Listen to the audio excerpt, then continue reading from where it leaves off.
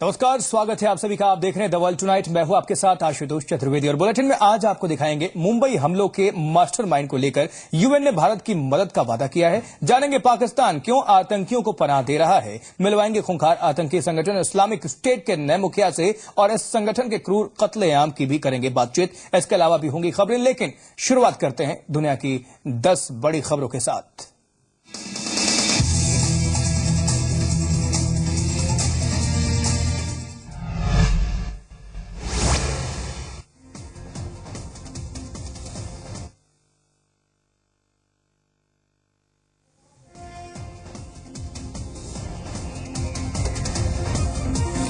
संयुक्त राष्ट्र ने भारत को भरोसा दिलाया है कि वो मुंबई आतंकी हमले के मास्टरमाइंड ज़कीउर रहमान लखवी की रिहाई के मुद्दे पर विचार करेगा। भारत ने यूएन के सामने लखवी की रिहाई का मुद्दा उठाया था।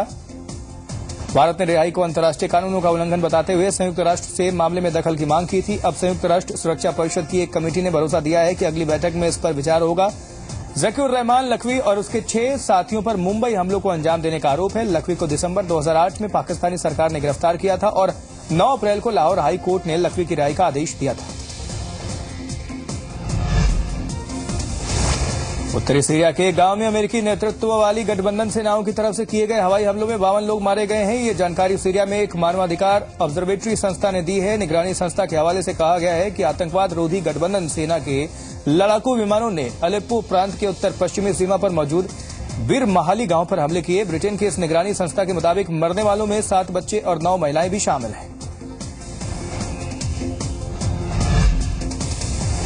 पाकिस्तान के इलेक्ट्रॉनिक मीडिया रेगुलेटर अथॉरिटी ने टेलीविजन चैनल्स पर हेट स्पीचेस या राष्ट्रीय हित को नुकसान पहुंचाने वाले सामग्री के प्रसारण पर रोक लगा दी है। इससे पहले पेमरा मुत्तहिदा कौमी मूवमेंट यानी MQM के प्रमुख अल्ताफ हुसैन का भाषण प्रसारित करने पर 14 टेलीविजन चैनल्स के खिलाफ नोटिस जारी कर चुका है। अपनी नोटिस में पेमरा ने कहा था कि देश की अखंडता और उसके संस्थानों के खिलाफ है। सूचना मंत्री परवेज राशिद ने पेमरा के केयरटेकर चेयरमैन को लिखे लेटर में कहा है कि मीडिया की स्वतंत्रता का समर्थन करने के बावजूद सरकार उन सामग्रियों की निंदा करती है जो समाज में कटुता फैलाते हैं। नेपाल में आए भयंकर भूकंप से मरने वालों का आंकड़ा 7000 के पार चला गया है। मलबे के अंदर लापता लोगों की तलाश अब भी जारी है। नेपाली पुलिस टीम ने उत्तरी इलाके से करीब 50 लोगों के शव निकाले, जिनमें कुछ विदेशी सैलानी भी थे। इसके साथ ही मरने वालों का आंकड़ा 7040 हो गया है। इस इलाके में कम से कम 200 लोग अब भी लापता है। रेस्क्यू टीमों के मुताबिक अब मलबे में जिंदा लोगों की उम्मीद न के बराबर पहुंच चुका है। इस बीच भारत ने नेपाल के भूकंप पीड़ितों के लिए आज फिर राहत सामग्री भेजी है।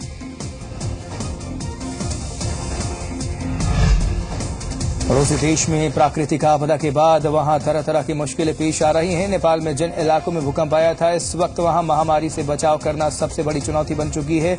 25 अप्रैल को आए भीषण भूकंप के बाद वहां लगातार हो रही बारिश ने राहत कार्य में तो बाधा डाली थी। इसकी वजह से महामारी की भी चिंताएं बढ़ रही हैं और हालांकि अलग अलग देशों से आई रेस्क्यू टीमों ने इस नजरिए से भी काम करना शुरू कर दिया है। चीन की मेडिकल टीमें काठमांडू में काम कर रही हैं और बाकी देशों से भी वैक्सीन और दवाएं पहुंचाई जा रही हैं। नेपाल में आए भूकंप ने यहां जबरदस्त तबाही मचाई, लेकिन 8 दिन का वक्त बीत जाने के बाद बचे हुए इलाकों में लोगों ने अपनी जिंदगी को पटरी पर लाने की कोशिश शुरू कर दी है। काठमांडू को कुछ जगहों पर बाजार खुले हुए दिखने लगे हैं। हालांकि अब वो रौनक नहीं है जो पहले हुआ करती थी। एक तरफ मलबों की सफाई का काम चल रहा है तो दूसरी तरफ लोगों की रोजमर्रा की जरूरतों का सामान दुकानों पर सजा नजर आ रहा है। हालांकि दुकानदारों का कहना है कि अब बिजनेस चलाना कठिन हो गया है, क्योंकि नेपाल में ज्यादातर बिजनेस बाहर से आए सैलानियों के दम पर ही होता था और वो अब जा चुके हैं। एक बार फिर अमेरिका में बाल्टीमोर की सड़कों पर हजारों लोगों का जमावड़ा दिखा है। ये सभी लोग यहां अश्वेत नागरिक की मौत के खिलाफ प्रदर्शन करने के लिए इकट्ठा हुए थे। ये प्रदर्शन एक 25 साल के अश्वेत युवा फ्रेडी ग्रे की मौत के बाद से हो रहा है, जिससे पिछले महीने पुलिस ने गिरफ्तार किया था और पुलिस कस्टडी में उसकी मौत हुई थी। पुलिस ने हिंसक हो रहे प्रदर्शन के बीच दर्जनों लोगों को गिरफ्तार भी किया है, जिन्होंने इलाके में लगे कर्फ्यू का उल्लंघन किया था। लीबिया के तटीय इलाके से रविवार को तकरीबन 3700 शरणार्थियों को बचाया गया है। इटली कोस्ट गार्ड की तरफ से भूमध्य सागर में इस तरह के रेस्क्यू ऑपरेशन चलाए जा रहे हैं ताकि सागर की शांति का फायदा उठाकर यहां मानव तस्कर लोगों को अपना शिकार न बनाएं। फिलहाल बचाए गए सभी शरणार्थियों को इटली के तटों पर लाया गया है। अमेरिका के लास वेगास में हुई सदी की सबसे बड़ी फाइट। अमेरिकी बॉक्सर फ्लाइड मेवेदर ने जीत ली है। मेवेदर ने कड़े मुकाबले में फिलीपींस के बॉक्सर मैनी पैक्वे को हराया। मेवेदर ने ये मैच 118-110, 116-112 और 116-112 से जीता। लास वेगास के MGM ग्रैंड एरिना में हुई इस फाइट को 16,000 से ज्यादा लोगों ने देखा, जिसमें कई सेलिब्रिटीज भी मौजूद थे। इस जीत के साथ ही मेवेदर ने अपने बॉक्सिंग करियर में कभी न हारने के रिकॉर्ड को भी बरकरार रखा। बता दें आपको कि इस मैच को लेकर फैंस में जबरदस्त उत्साह था और सट्टेबाजी का बाजार भी काफी गर्म था।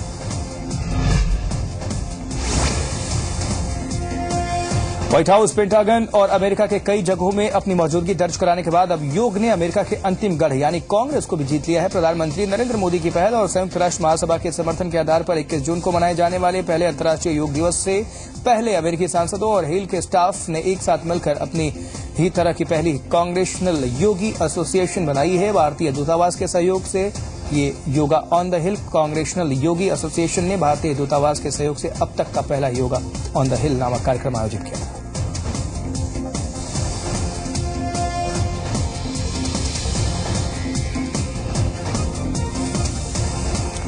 और 10 बड़ी खबरों के बाद अब बात उस खबर की जिससे मुंबई हमलों के मास्टरमाइंड ज़कीउर रहमान लखवी की रिहाई अंतर्राष्ट्रीय मुद्दा बनने जा रही है। दरअसल इस आतंकवादी को पाकिस्तान पिछले कई सालों से मेहमान की तरह रखे हुए है। वो जेल में रहे या जेल के बाहर, पाक उसकी आवभगत में लगा रहता है। 166 लोगों के हत्यारे इस आतंकी की 9 अप्रैल को हुई रिहाई को लेकर भारत ने संयुक्त राष्ट्र के से हस्तक्षेप की मांग की थी, जिसे संयुक्त राष्ट्र ने मान लिया है और अगली बैठक पाक से इस बात पर जवाब तलब होगा।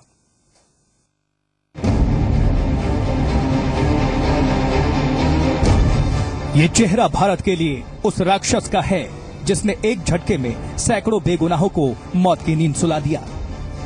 भारत की कमर्शियल कैपिटल मुंबई को बारूद और गोलियों से दहला दिया।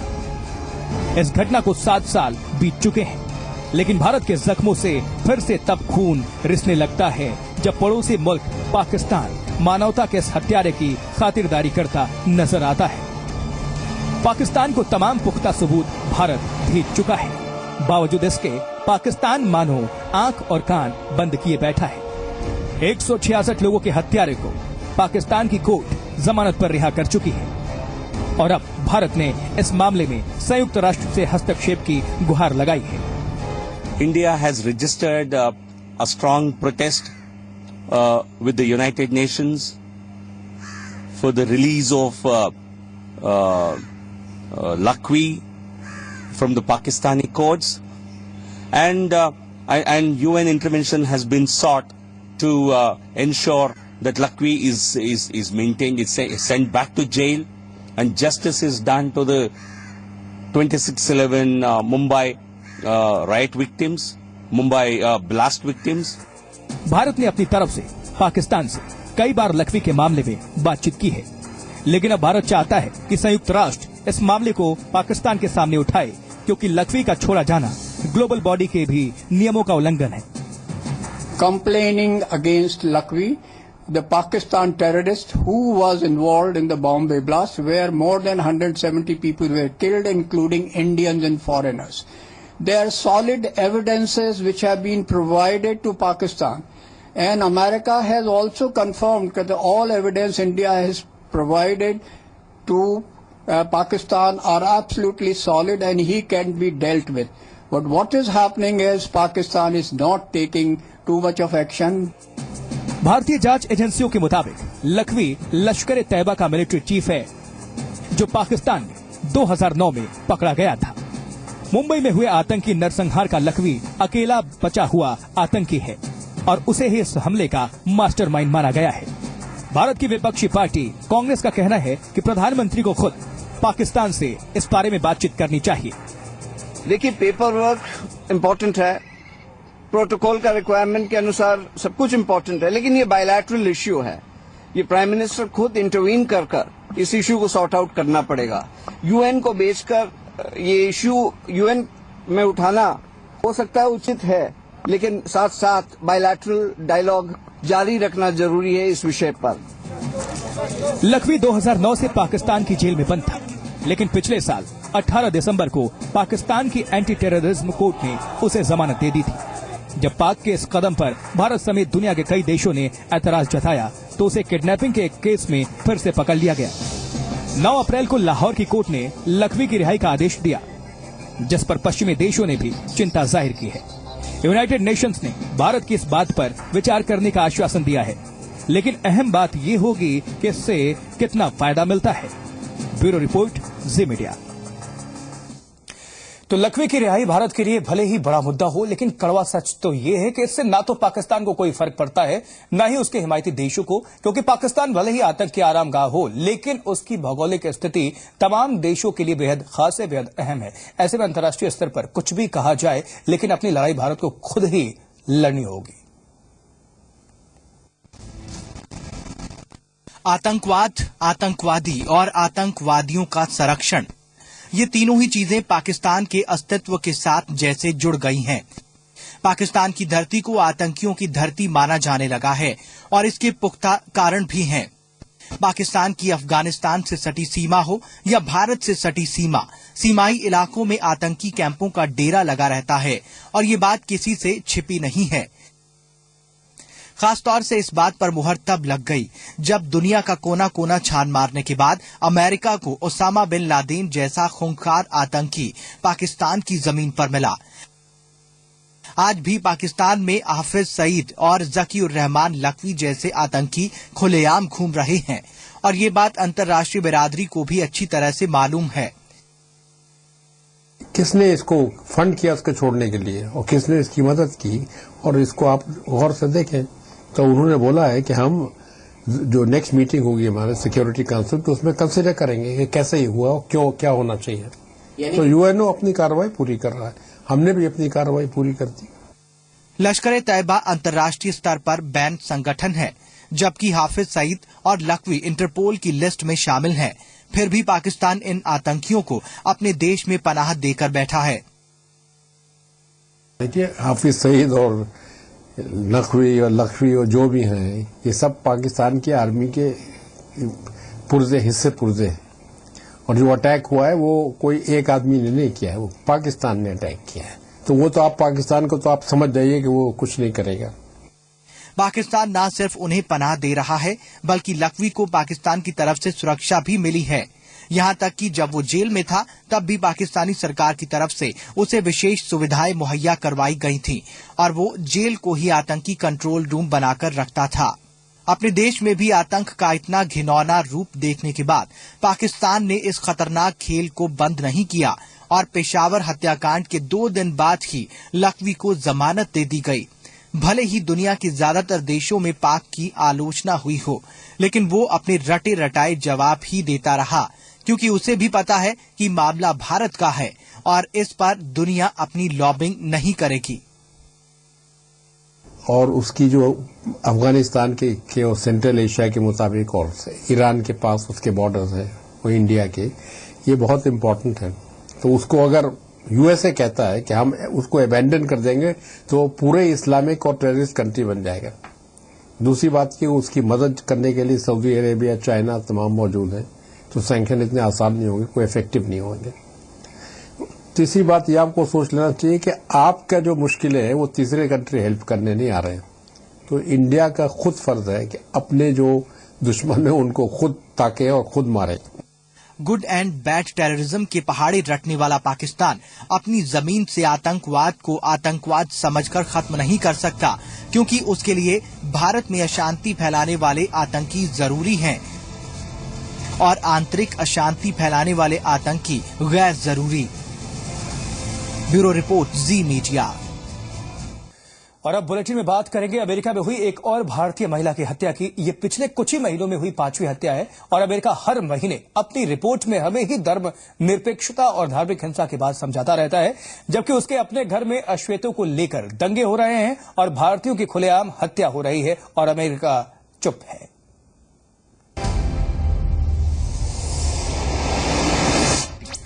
अमेरिका में एक बार फिर से एक भारतीय को गोली का निशाना बनाया गया है और इस बार मृदुला बेन नाम की महिला इस अन्याय का शिकार हुई। दूसरा कस्टमर आया जो सालोट जा रहा था नॉर्थ कैरोलिना में। उसने अंदर एंटर होने के बाद उनको देखा जो वो बिल्कुल स्टोर में पड़ी हुई थी नीचे। उसके बाद उन्होंने पुलिस को फोन किया और उसको हॉस्पिटलाइज हुआ। परिवार का कहना है कि सिगरेट के पैसे मांगने पर उस शख्स ने मृदुलाबेन के चेहरे पर गोली मार दी। रात काफी हो जाने की वजह से स्टोर करीब खाली था। गोली मारने के बाद आरोपी स्टोर से फरार हो गया। मृदुलाबेन काफी देर तक खून से लथपथ स्टोर में पड़ी रही। पुलिस अस्पताल लेकर आई, लेकिन अस्पताल में उनकी मौत हो गई। एक छोटी सी बात के लिए कोई आके गोली मार के चला जाता है रात को। मैं तो क्या बोलूं, कुछ समझ में ही नहीं आ रहा है कि ये 6th इंसिडेंट है जो गुजराती है और बिजनेस करता है यूएसए में। Please do something for Gujarati. America यूं तो भारत को नसीहतें देने से पीछे नहीं रहता, लेकिन जब बात खुद पर आती है तो वो चुप्पी ही साधे रहता है। अमेरिकी commission on international religious freedom अपनी सालाना रिपोर्ट में भारत में अल्पसंख्यकों की सुरक्षा और धार्मिक आजादी पर सवाल उठाता है। लेकिन अमेरिका में हो रहे भारतीयों की हत्या और हमलों पर ओबामा प्रशासन कुछ नहीं करता।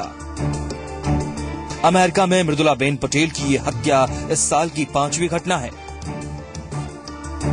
कुछ और घटनाओं पर नजर डालिए। 6 फरवरी 2015 अलबामा में सुरेश भाई पटेल की पिटाई से रीढ़ की हड्डी टूट गई और आंशिक रूप से लकवा मार दिया।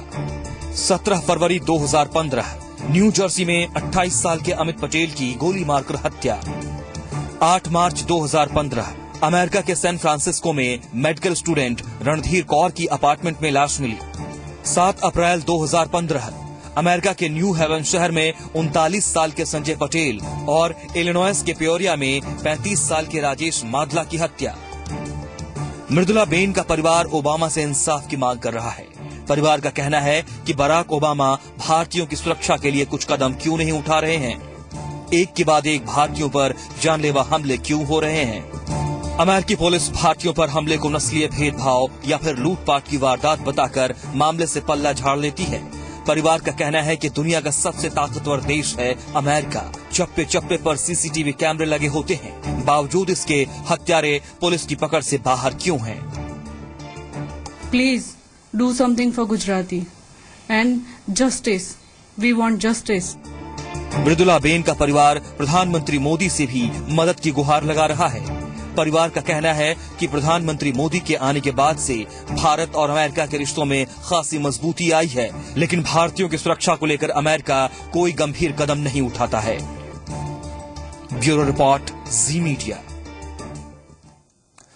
बात अब इराक की करें तो इराक में इस्लामिक स्टेट का कहर एक बार फिर से यजीदियों पर बरपा है। आतंक का आका अपंग है, लेकिन यह संगठन अपनी दहशत कम होने नहीं देना चाहता और इसे बरकरार रखने के लिए आतंकी संगठन के हत्यारे लड़ाकों ने एक और नरसंहार को अंजाम दिया है और 300 यजीदी कैदियों को एक साथ ही मौत के घाट उतार दिया। उन्होंने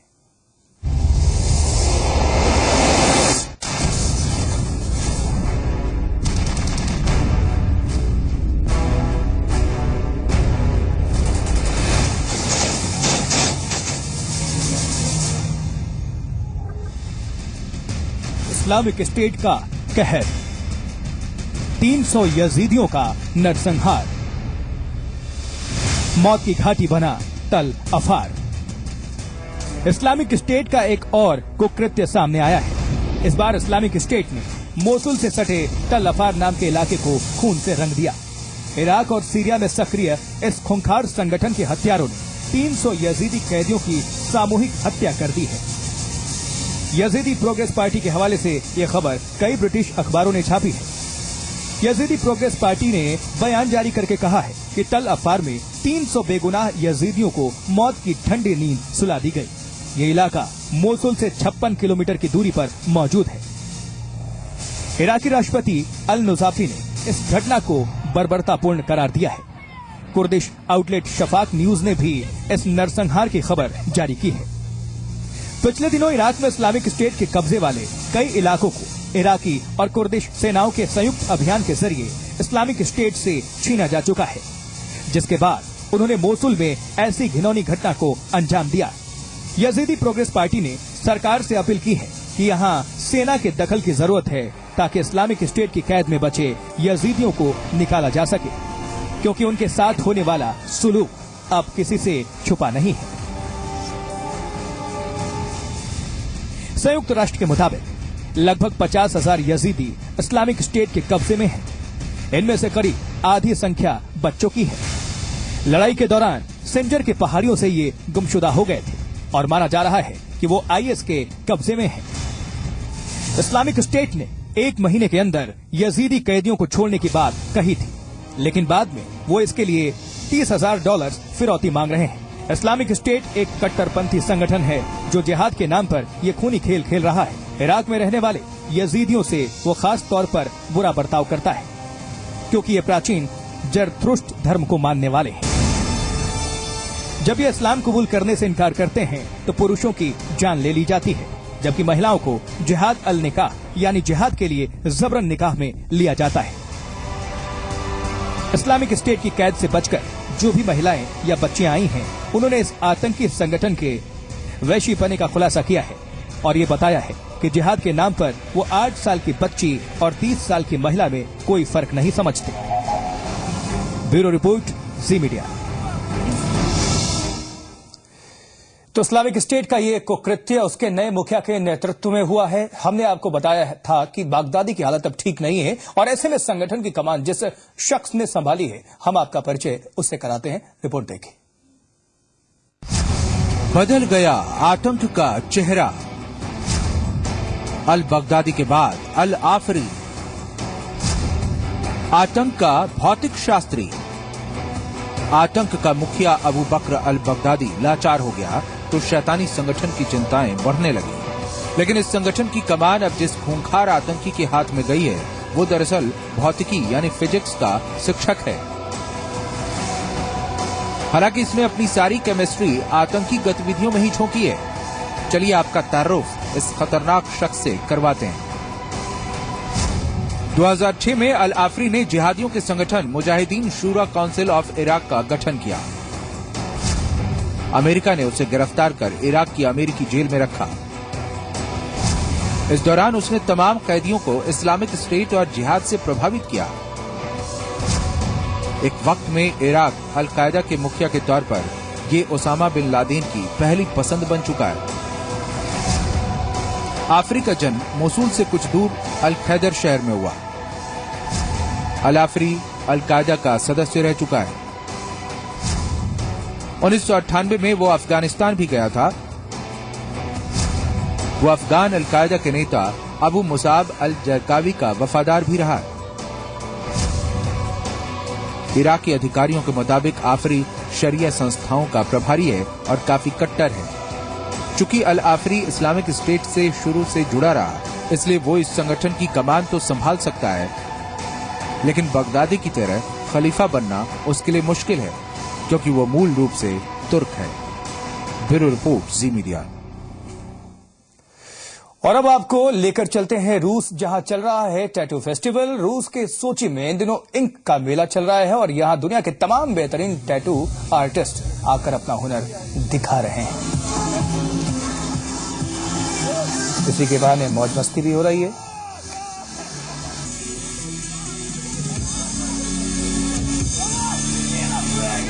ये सबके शरीर पर आप टैटू देख सकते हैं।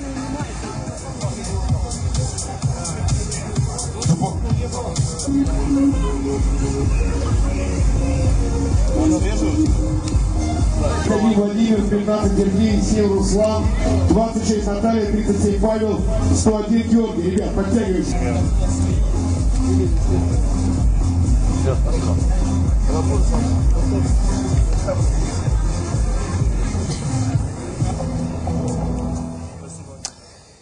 वर्ल्ड टुनाइट में आज के लिए इतना ही। नमस्कार।